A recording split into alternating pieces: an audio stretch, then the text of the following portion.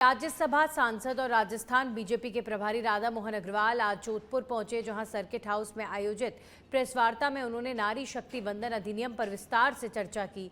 उन्होंने राजस्थान की महिलाओं के ऐतिहासिक योगदान का उल्लेख करते हुए अंजना देवी चौधरी, नारायणी देवी वर्मा, रोमा देवी पन्नाधाय और अमृता देवी विश्नोई जैसी महिलाओं की प्रेरणादायक भूमिका को सराहा।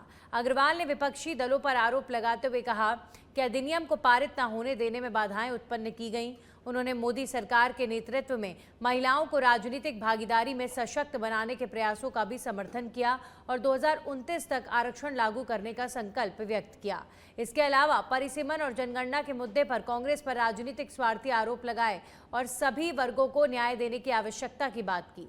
पचपदरा रिफाइनरी परियोजना को लेकर उन्होंने कहा कि इससे राज्य की आय में वृद्धि और रोजगार के अवसर पैदा होंगे, जबकि विपक्षी आरोपों को खारिज करते हुए कहा कि विकास कार्यों को तेजी से आगे बढ़ाया जा रहा है।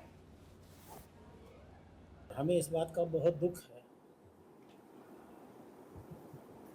जब महिलाओं को उनका हक देने का समय आता है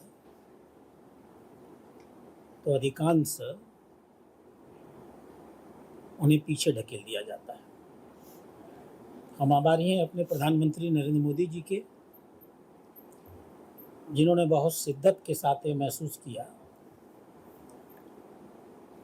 कि महिलाओं के सक्रिय योगदान और नेतृत्व के बिना देश की राजनीति पूरी हो, इसकी कल्पना नहीं की जा सकती। और वह नारी शक्ति वंदन अधिनियम लेकर के आए। जब उन्हें महसूस हुआ कि नारी शक्ति वंदन अधिनियम के अंतर्गत महिलाओं को आरक्षण हो सकता है, हम नहीं कह रहे हैं कि नहीं होगा, हम तो करेंगे ही। उन्हें लगा कि हो सकता है कि 2029 के चुनाव आते आते परिसीमन की प्रक्रिया पूरी न हो पाए, तो उन्होंने प्रयास किया विगत दिनों कि हम थोड़ा परिवर्तन करके 2026 के सेंसस पर निर्भर होने की जगह हमारे पास जो अंतिम सेंसस है, हम उसके आधार पर परिसीमन करा करके महिलाओं का आरक्षण जल्दी के जल्दी दे सकें। लेकिन यह दुखद और शर्मनाक था। पूरे देश की महिलाओं के साथ और राजस्थान की महिलाओं के साथ कांग्रेस के नेतृत्व में इन दलों ने बहुत बड़ा विश्वासघात किया है। यह अधिनियम जो पारित होना चाहिए था, हम बहुमत में हैं। दुर्भाग्य ये था कि यह बहुमत के आधार पर नहीं हो सकता था, ये 2/3 मत के आधार पर होता।